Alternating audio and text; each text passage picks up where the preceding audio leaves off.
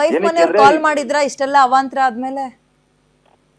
ಅದೇ ಹೇಳಿಲ್ವಾ madam, personal ಅಂತ ಬಂದಾಗ ಅವಳು ಎಷ್ಟು ಮನೆ ಗೌರವನ ಉಳಿಸ್ಬೇಕು ಅಂತ ಇದ್ಲು ಅಷ್ಟು ಗೌರವನ ಉಳಿಸ್ಕೊಂಡೇ ಬಂದಿದ್ಲು ಇವತ್ತಿನವರೆಗೂ. ಇವತ್ತು ಟೆಲಿಕಾಸ್ಟ್ ಆದ್ಮೇಲೆ ಇವಾಗ ಅವಳು ಎಕ್ಸ್ಪ್ಲೈನ್ ಮಾಡ್ತಾಳೆ ಎಲ್ರಿಗೂ ಏನಾಗಿತ್ತು ಅಂತ ಅಂದ್ಬಿಟ್ಟು. ಬಿಕಾಸ್ ಆಬ್ವಿಯಸ್ಲಿ ಒಂದ್ ಮನೆಗೆ ಬಂದಾಗ ಆ ಮನೆ ಗೌರವ ಉಳಿಸ್ಬೇಕಾಗಿರೋದು ಮನೆಗೆ ಬಂದಿರೋಂತ ನನ್ನ ವೈಫ್ ಕತೆ ಜವಾಬ್ದಾರಿಯಾಗಿರುತ್ತೆ. ಸೊ ಆ ಜವಾಬ್ದಾರಿನ ಮೇಂಟೈನ್ ಮಾಡಿದ್ಲು. ಪಾಪ ಇವತ್ತು ಅವ್ರ ತಂದೆ ಎಲ್ಲ ಫೋನ್ ಮಾಡಿ ಬೇಜಾರ್ ಮಾಡ್ಕೊತಾರೆ. ಏನಂದ್ರು ರಂಜಿತ್ ಅವ್ರ ತಂದೆ? ಬೇಜಾರ್ ಆಗೇ ಆಗುತ್ತಲ್ವ ಮೇಡಮ್. ಒಂದು ಹುಡುಗಿ ಒಂದು ಮದುವೆ ಚೆನ್ನಾಗಿದ್ದಾಳೆ ಅಂತ ಅವ್ರು ಬಯಸ್ಬೇಕು ಹೊರತು ಈ ತರ ಎಲ್ಲ ಆಗಿದೆ ಹೊಡೆದಿದ್ದಾರೆ ಅಂತ ಹೇಳ್ಬೇಕಾರೆ. ನನ್ಗೆ ನಿಮ್ಮ ತಂದೆ ಸ್ಟ್ಯಾಂಡ್ ಅರ್ಥ ಆಗ್ಲಿಲ್ಲ ರಂಜಿತ್ ಅವ್ರೆ. ಈಗ ಸಾಮಾನ್ಯ ತಂದೆ ಅಂದ್ರು ಅಕ್ಕ ಮತ್ತು ತಮ್ಮ ಅಂದ್ರೆ ನನ್ನ ಮಕ್ಳು ಒಟ್ಟಾಗಿ ಹೋಗ್ಲಿ ಅಂತಾನೆ ಬಯಸ್ತಾರೆ. ಬಟ್ ನೀವು ಒಂದ್ ಸೈಡ್ ಹೇಳ್ದಂಗ ಅನಿಸ್ತು ನನ್ಗೆ. ನನ್ನ ತಂದೆಯೂ ಕೂಡ ಪ್ರವೋಕ್ ಮಾಡ್ತಾರೆ, ನಮ್ಮ ಅಕ್ಕನ ಪರವಾಗಿ ನಿಂತ್ಕೊಳ್ತಾರೆ, ನಮ್ ವಿರುದ್ಧ ಎತ್ಕಟ್ತಾರೆ. ರೀಸನ್ ಗೊತ್ತಾಗ್ಲಿಲ್ಲ. ತಂದೆ ಎತ್ಕಟ್ತಾರೆ ಅಂತ ಹೇಳ್ತಿಲ್ಲ ಮೇಡಮ್. ಅವರು ಏನ್ ಗಲಾಟೆ ಮಾಡ್ತಾರೆ ಅದಕ್ಕೆ ಸಪೋರ್ಟ್ ಮಾಡ್ತಾರೆ ಅಷ್ಟೇ ಇವರು. ಏನಕ್ಕಂದ್ರೆ ಇವ್ರು ನಮ್ಮಲ್ಲಿ ಇರೋದ್ರಿಂದ ನಾವ್ ಅಲ್ಲಿ ಗೇಟ್ ಲಾಕ್ ಮಾಡಿರ್ತೀವಿ ಮುಂದ್ಗಡೆ. ಆ ಗೇಟ್ ಲಾಕ್ ಓಪನ್ ಮಾಡಿ ಒಳಗಡೆ ಬಿಡೋದು ಇವ್ರು. ರಂಜಿತ್ ಅವ್ರೆ, ಈಗ ಮಗಳು ಮನೆಗ್ ಬರ್ತಿದ್ದಾಳೆ ಅಂದಾಗ ಯಾವ ತಂದೆ ತಾನೇ ಬರ್ಬೇಡ ಅನ್ನಕ್ಕಾಗತ್ತೆ ರಂಜಿತ್ ಅವ್ರೆ? ಈಗ ಅಕ್ಕ ಬರ್ತಿದ್ದಾಳೆ ಅಂದಾಗ ನೀವು ವೆಲ್ಕಮ್ ಮಾಡ್ಕೊಳ್ಬೇಕು. ನಿಮ್ ಹೆಂಡತಿಗೆ ಅವ್ರ ಹೊರಗಿನವ್ರು ಇರ್ಬೋದು, ಬಟ್ ನಿಮ್ ಬೆನ್ನಿಂದ ನೀವ್ ಅವ್ರ ಬೆನ್ನಿಂದ ಹುಟ್ಟಿರೋರಲ್ವಾ.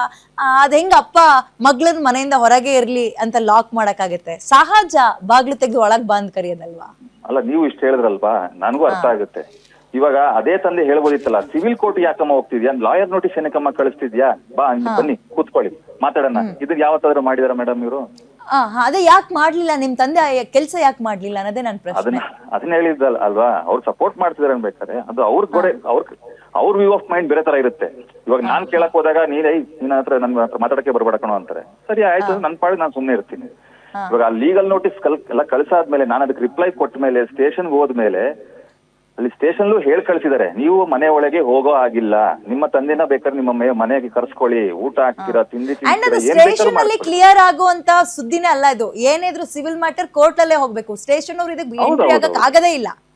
ಹೌದು ಅಲ್ವಾ? ಅದಕ್ಕೆ ಹೇಳಿದ್ದಲ್ವಾ. ಇವಾಗ ನೋಡಿ, ಸಿವಿಲ್ಗೆ ನೀವು ಹೋದ್ಮೇಲೆ ನೀವು ಒಳಗಡೆ ಬರೋ ಹಾಗಿಲ್ಲ.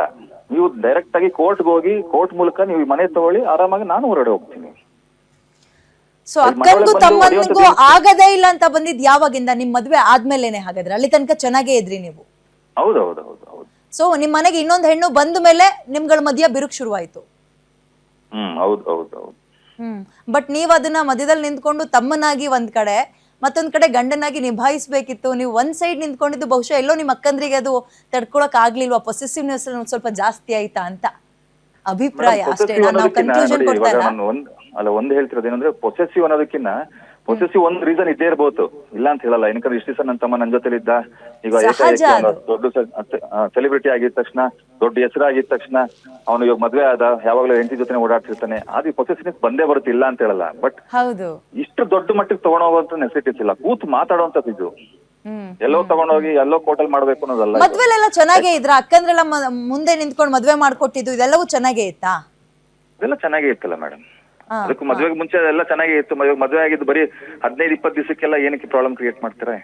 ಮದ್ವೆಗಿಂತ ಮುಂಚೆ ನಿಮ್ ಅಕ್ಕಂದ್ರು ನಿಮ್ ವೈಫ್ ಹತ್ರ ಮಾತಾಡ್ತಾ ಇದ್ರ? ಫೋನ್ ಅಲ್ಲೆಲ್ಲ ಚೆನ್ನಾಗೇ ಮಾತಾಡ್ತಾ ಇದ್ರ? ಅದೆಲ್ಲ ಚೆನ್ನಾಗಿತ್ತು ಮೇಡಮ್, ಅದೆಲ್ಲ ಏನು ಇಶ್ಯೂಸ್ ಇರ್ಲಿಲ್ಲ. ಏನಕ್ಕೆ ಫಸ್ಟ್ ಆಫ್ ಆಲ್ ನನ್ನ ಮದ್ವೆ ಎಂಗೇಜ್ಮೆಂಟ್ ಡೇಟ್ ಮದ್ವೆ ಡೇಟ್ ನೋಡಿದ್ದೆ ಅವರು. ತಮ್ಮ ಎಲ್ಲೋ ಒಂದೇ ಸೈಡ್ ವಾಲ್ ಬಿಟ್ನಲ್ಲ, ಹೆಂಡತಿ ಬರ್ತಾ ಇದ್ದಂಗೆ ನಮ್ಮನ್ ಮರ್ತು ಬಿಟ್ನಲ್ಲ, ಆಕೆಗೆ ಅಟೆನ್ಷನ್ ಕೊಡ್ತಾ ಇದ್ದಾನಲ್ಲ, ಬಹುಶಃ ಇದೆಲ್ಲ ಸ್ವಲ್ಪ ಮೇಜರ್ ರೋಲ್ ಪ್ಲೇ ಮಾಡ್ತಾ ಇದೆಯಾ ಅಂತ ಇದ್ರಲ್ಲಿ. ಅದು ಆಸ್ತಿ ತನಕ ಹೋಗಿ ನಿಂತ್ಕೊಳ್ತಾ ಅಂತ? ಇಲ್ಲ. ಇವಾಗ ನೋಡಿ, ಇವಾಗ ಮನೆಗ್ ಬಂದ ಮೇಲೆ ಇವರು ಪ್ರತಿಯೊಂದ್ರು ಅಡ್ಜಸ್ಟ್ ಮಾಡ್ಕೊಂಡು ಹೋಗ್ಬೇಕು. ಅದೇ ಹೇಳಿಲ್ವಾ, ಆಸ್ ಎ ಸಿಸ್ಟರ್ಸ್ ಅವರು ಎಕ್ಸ್ಪೀರಿಯನ್ಸ್ ಇರೋಂಥವ್ರು, ಮದ್ವೆ ಆಗಿ 13-14 ವರ್ಷ ಇರೋಂಥವ್ರು. ಇವಾಗ ಮನೆಗೊಂದು ಹೆಣ್ಣು ಬಂದಿದ್ದಾಳೆ, ಇವಾಗ ನನ್ನ ತಮ್ಮ ಮದ್ವೆ ಆಗಿದ್ದಾನೆ ಅನ್ಬೇಕಾರೆ ಅವರು ಅವ್ರ ಜೊತೆ ನಿಂತ್ಕೊಂಡು ಸಾತಾಗಿ ನಿಂತ್ಕೊಬೇಕು. ಇಲ್ಲ ಒಂದು 2 ತಿಂಗಳು 3 ತಿಂಗಳು ಇಲ್ಲ 6 ತಿಂಗಳು ಸ್ವಲ್ಪ ರಿಲ್ಯಾಕ್ಸ್ ಮಾಡ್ಕೊಳ್ಳಿ. ಇವಾಗ ಅದು ನಮಗ್ ಸಿಕ್ಕಿರೋ ವಿಡಿಯೋ ಹೆಂಗಾಗ್ಬಿಟ್ಟಿದೆ ಅಂದ್ರೆ, ಮನೆಗ್ ಬಂದಾಕೆ ಏನೋ ತಿಂದಿದ್ದಕ್ಕೆ, ಅಡ್ಗೆ ಕೈ ಹಾಕಿದಕ್ಕೆ ನಿಮ್ ಹೆಂಡತಿ ಇಷ್ಟೊಂದು ಕೂಗಾಡ್ ನಮಗ್ ಸಿಕ್ಕಿರೋ ವಿಡಿಯೋ ನಾನು ಹೇಳ್ತಾ ಇರೋದು. ಅದಕ್ಕೆ ನೀವ್ ಹೇಳಿದ್ರು ನಿಮ್ ಕಡೆ ಏನಾದ್ರು ವಿಡಿಯೋ ಇದ್ರೆ ಖಂಡಿತವಾಗ್ಲೂ ಕಳಿಸ್ಕೊಡಿ, ಅದು ಒಂದ್ ಸೈಡ್ ಆಗೋದು ಬೇಡ ಅಂತ. ನೋಡಿ, ಅಲ್ಲಲ್ಲ, ಆ ವಿಡಿಯೋದಲ್ಲೇ ನೋಡಿ ನೀವು. ನಿನ್ನೆ ಬಂದು ನೀನ್ ಇಷ್ಟೆಲ್ಲ ದಿನಸಿನ ಹಾಳು ಮಾಡಿದ್ಯಾ, ಪ್ರಾವಿಷನ್ಸ್ ಮುಟ್ಟಬೇಡ ಅಂತ ಏನಕ್ಕೆ ಹೇಳಿದ್ರು ಅಂದ್ರೆ, ಒಳಗಿರೋದ್ನೆಲ್ಲ ತಗೊಂಡೋಗಿ ಚೆಲ್ಲಿದ್ದಾರೆ. ಮನೇಲಿ ಸಕ್ಕರೆ ತುಪ್ಪ ಎಣ್ಣೆನ ತಗೊಂಡೋಗಿ ವೆಸಲ್ಗೆ ಚೆಲ್ಲಿದ್ದಾರೆ. ಅದನ್ನೆಲ್ಲ ನೋಡಿದಾಗ ನಮಗೂ ಹೊಟ್ಟೆ ಉರಿಯುತ್ತೆ ಮೇಡಮ್. ಯಾಕೆ ನಮಗ್ ಕಂಡಿದ್ದು ಅಲ್ಲಿ ಬರೀ ಯಾಕೆ ಅವ್ರೇನೋ ಡ್ರೈ ಫ್ರೂಟ್ಸ್ ತಿಂದ್ರು ಅನ್ನೋದಕ್ಕೆ ನಿಮ್ ವೈಫ್ ಕೂಗಾಡ್ತಾ ಇದ್ರು. ಚೆಲ್ಲಿದ್ ಯಾಕಂತೆ? ಅದೇ ಮೇಡಮ್ ಎಲ್ಲ ಇಶ್ಯೂ ಅದೇ ಹೇಳ್ತಿಲ್ವಾ, ಇವಾಗ ಕೊನೆಯವರೆಗೂ ಇವಾಗ ನಾವು ಅದನ್ನ ಮಾತಾಡ್ಕೊಂಡು ಹೋದ್ರೆ ಪ್ರತಿಯೊಂದು ಸ್ಟೋರಿ ನಾವು ಹೇಳಕ್ಕೆ ಸ್ವಲ್ಪ ಕಷ್ಟನೇ ಆಗುತ್ತೆ. ಅದು ಮಾತಿಗೆ ಮಾತು ಬೆಳಿತಾ ಇದೆಯಂತ. ನೀವು ಒಂದ್ಸಲ ಕುತ್ಕೊಂಡು ನಿಮ್ಮ ಅಕ್ಕಂದ್ರ ಹತ್ರ ತಾಳ್ಮೆಯಿಂದ ಮಾತಾಡಿದ್ರೆ ಸರಿ ಆಗ್ತಿತ್ತಾ ಅಂತ. ಬಹುಶಃ ನೀವು ಆ ನಿರ್ಧಾರ ಮಾಡ್ಲಿಲ್ವಾ? ಇಲ್ಲ ಇಲ್ಲ, ಅದೆಲ್ಲ ಮಾತಾಡಿದಾಗಿದೆ ಮೇಡಮ್. ಅದೇ ಹೇಳಿದ್ನಲ್ಲ, ನನ್ನ ಫ್ರೆಂಡ್ಸ್ ಸರ್ಕಲ್ ಇಂದ ಹಿಡಿದು ಪ್ರತಿಯೊಬ್ಬರನ್ನು ಬಂದು ಮಾತಾಡಿದ್ದಾರೆ.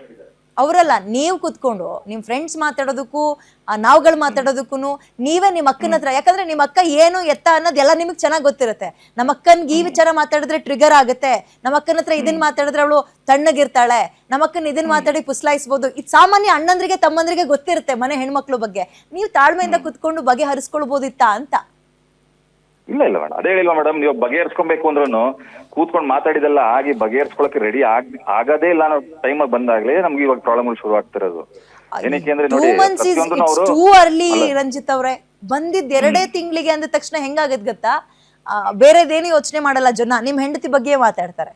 ಬಂದಿದ್ 2 ತಿಂಗಳಿಗೆ ಹೆಂಗ್ ಮಾಡ್ಬಿಟ್ಲಾ ಇವಳು ಅಂತ. ಇನ್ ಕೇಸ್ ಎಲ್ಲಾದ್ರೂ ನಿಮ್ ಮದ್ವೆಗೆ ನಿಮ್ ಅಕ್ಕಂದ್ರು ಸಪೋರ್ಟ್ ಮಾಡಿರ್ಲಿಲ್ಲ, ಮನೆಯವ್ರು ಸಪೋರ್ಟ್ ಮಾಡ್ಲಿಲ್ಲ, ನೀವೇನೋ ಬರೀ ಪ್ರೀತಿ ಮಾಡ್ಕೊಂಡು ನೀವಿಬ್ರೇ ಹೋಗಿ ಮದ್ವೆ ಆಗಿ ಬಂದ್ರಿ, ಆಗ ಹಿಂಗೆಲ್ಲ ಆಗಿದ್ರೆ ಅದೊಂಥರ. ಮನೆಯವರೆಲ್ಲ ಸೇರಿ ಒಪ್ಕೊಂಡು ಮದ್ವೆ ಮಾಡ್ಕೊಟ್ಟು ಮನೆಗೆ ಹಾಕಿ ಬರ್ತಿದ್ದ 2 ತಿಂಗಳಿಗೆ ನೀನ್ ನನ್ ಮನೆ ಅಡ್ಗೆ ಮನೆಗೆ ಬರ್ಬೇಡ, ನೀನ್ ಇದನ್ ತಿನ್ಬೇಡ, ನನ್ ಗಂಡ ತಂದಿದ್ದು ಮುಟ್ಬೇಡ ಅಂದ ತಕ್ಷಣ ಅದೇ ಅಭಿಪ್ರಾಯಗಳು ಬದಲಾಗ್ತಾ ಹೋಗುತ್ತೆ ಮನೆಗ್ ಬಂದಿರೋ ಹೆಣ್ಮಗ್ಳ ಬಗ್ಗೆ ಅಲ್ವಾ? ಅದೇ ಅದೇ ಅದೇ ಅಲ್ವಾ ಮೇಡಮ್. ಇವಾಗ ನೋಡಿ, ನಾನು ಅದೇ ನಿಮ್ಗೆ ಕ್ಲಿಯರ್ ಮಾಡ್ತಿರೋದು. ಇವಾಗ ನೀವು ಆಲ್ರೆಡಿ ಮೇಲ್ಗಡೆ ಶಿಫ್ಟ್ ಆಗಿದ್ದೀರಾ, ನೀವು ಮೇಲ್ಗಡೆ ಮನೇಲಿ ಇದ್ದೀರಾ, ಅಲ್ಲಿ ವಾಸವಾಗಿದ್ದೀರಲ್ವಾ, ನೀವು ನಿಮ್ಮ ಮನೇಲಿ ಆರಾಮಾಗಿರ್ಬೋದಲ್ವಾ. ಏಕಾಏಕಿ ಮನೆ ಒಳಗೆ ಬಂದು ನಮ್ಮ ಪ್ರಾವಿಷನ್ಸ್ ಎಲ್ಲ ಹಾಳು ಮಾಡೋಂಥದ್ದು ಏನಕ್ಕೆ? ಅದೇ ರೀಸನ್ಗೆ ಅವ್ರು ಅದನ್ನೇ ಹೇಳ್ತಾ ಇರೋದು, ಮುಟ್ಟಬೇಡಿ, ಯಾವ ಪ್ರಾವಿಷನ್ಸ್ ಮುಟ್ಟಬೇಡಿ. ಏನಕ್ಕೆ ಅಂದ್ರೆ ಬಂದು ಏನಾದ್ರು ಒಂದು ಮಾಡ್ಬಿಟ್ಟು ಹೋದ್ರೆ ಕೊನೆಗೆ ಇದು ಫುಡ್ ಪಾಯ್ಸನ್ ಆಯ್ತು, ಅದಾಯ್ತು ಇದಾಯ್ತು ಅಂತ ಕೊನೆಗೆ ನಮ್ಮ ಮೇಲೆ ಅಲಿಗೇಷನ್ಸ್ ಹಾಕಲ್ವಾ ಮೇಡಮ್ ಇವರು? ಇವಾಗ ನೋಡಿ, ಕೋರ್ಟಿಂದ ನೋಟಿಸ್ ಬಂದ ಮೇಲೆ, ಕೋರ್ಟಿಗೆ ರಿಪ್ಲೈನೂ ಕೊಟ್ಟ ಮೇಲೆ, ಸ್ಟೇಷನ್ಗೂ ಹೋದ್ಮೇಲೆ ನೀವು ಯಾವ ರೀತಿ ನೀವು ಒಳಗಡೆ ಅಲೌ ಮಾಡ್ತೀರಾ ಹೇಳಿ? ಒಂದು ಪ್ರಾವಿಷನ್ಸ್ ಮುಟ್ಟೋದಕ್ಕೂ ನೀವು ಹೆಂಗ್ ಅಲೌ ಮಾಡ್ತೀರಾ ನೀವು? ಈಗ ಏನ್ ಬೇಕಂತೆ ನಿಮ್ಮ ಅಕ್ಕನ್ಗೆ? ಅವ್ರಿಗೆ ಇವಾಗ ನಾವು ಮನೆ ಬಿಟ್ಟು ಹೋಗ್ಬೇಕಂತೆ. ಈಗ ಅವ್ರ ಶೇರ್ ಮೇಡಮ್, ಇವಾಗ ನನ್ನ ಮನೆ ಇರ್ಬೇಕಾದ್ರೆ ನಾನ್ ಹ್ಯಾಂಗ್ ಬಿಟ್ಟು ಹೋಗ್ಬೇಕು? ಇವಾಗ ಮೇಲ್ಗಡೆ ಮನೇಲಿ ಅವರು ಇದಾರಲ್ವಾ, ಇವಾಗ ಅದು ಅವ್ರ ಹೆಸರಲ್ಲೇ ಇರೋದು. 2 ಮನೆ ಹೆಂಗ್ ತೊಗೊಳಕಾಗುತ್ತೆ ಮೇಡಮ್? ನೀವು ಹೇಳಿ ನೋಡೋಣ. ಒಂದೇ ವರ್ಷದಲ್ಲಿ 2 ಮನೆ ಪರ್ಚೇಸ್ ಮಾಡಕ್ ಆಗುತ್ತಾ? ನಂದು ಕಾಂಟ್ರಿಬ್ಯೂಷನ್ ಇದ್ದಾಗ್ಲೇ ತಾನೇ ಒಂದು ಅವ್ರು ಫ್ರೀ ಆಗಿದ್ಬಿಟ್ಟು ಮೇಲ್ಗಡೆ ಮನೆ ತೊಗೊಳಕಾಗೋದು. Definitely yes. ಈಗ ಹೌದೌದು, ನೀವ್ ಹೇಳ್ತಿರೋದ್ರಲ್ಲಿ ಅರ್ಥ ಇದೆ. ಬಟ್ ಕುತ್ಕೊಂಡು ಬಗೆಹರಿಸ್ಕೊಂಡ್ರೆ ಒಳ್ಳೇದಾ ಅಂತ ಇದು. ಅಲ್ಲ, ಸಿವಿಲ್ಗೆ ಹೋಗಿ ಅದನ್ನ ಕ್ಲಿಯರ್ ಮಾಡ್ಕೊಳ್ಳಿ ಮೇಡಮ್. ಏನಕ್ಕೆ ಅಂದ್ರೆ ನೋಡಿ, ಇವಾಗ ಅವ್ರ ಕಡೆ ನ್ಯಾಯ ಇದೆ ಅನ್ಬೇಕಾರೆ ಅಲ್ಲಿ ಹೋಗಿ ನ್ಯಾಯಾಲಯದಲ್ಲಿ ಕೊಟ್ಟು ಅದನ್ನ ಕ್ಲಿಯರ್ ಮಾಡ್ಕೊಂಡು ಮನೇನ ತಗೊಳ್ಳಿ, ನನಗೇನು ಬೇಜಾರಿಲ್ಲ. ನನ್ನ ಕಡೆ ನ್ಯಾಯ ಇತ್ತಾ ನನಗೆ ಸಿಗುತ್ತೆ ಅಷ್ಟೇ ನಾನು ಹೇಳಕ್ ಇಷ್ಟಪಡೋದು.